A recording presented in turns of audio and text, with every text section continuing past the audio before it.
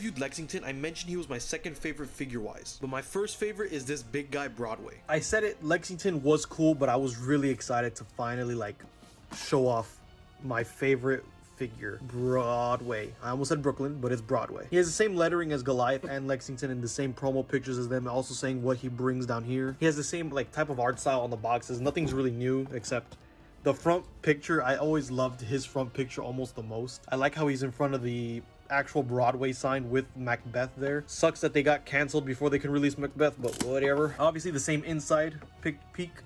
I love that they do this with their boxes, I'm not gonna lie. So out of the box, and he's weirdly the most screen accurate since he never had any muscles on his body like that. Out of Cocoon, and y'all know what time it is. So as usual, I will be assembling him normally. The one, I only have like one issue with Broadway, and it's not a huge issue. It's that this arm right here is pretty loose with this hand only. I don't know why. Obviously, I'm not going to keep these on because they're freaking huge, but I do want to show you guys how it looks before I like get to the other view.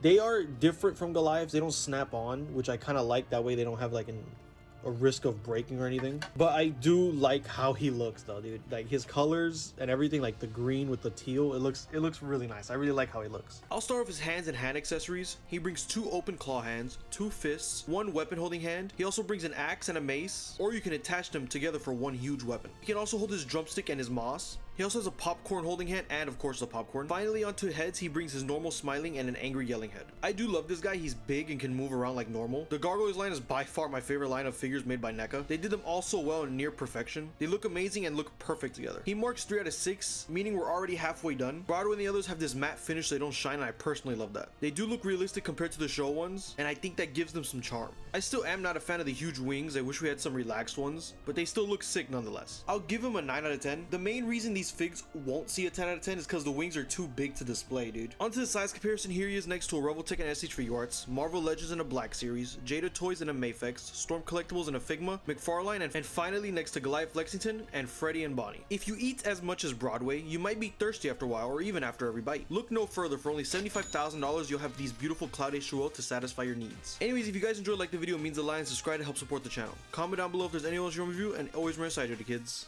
Peace.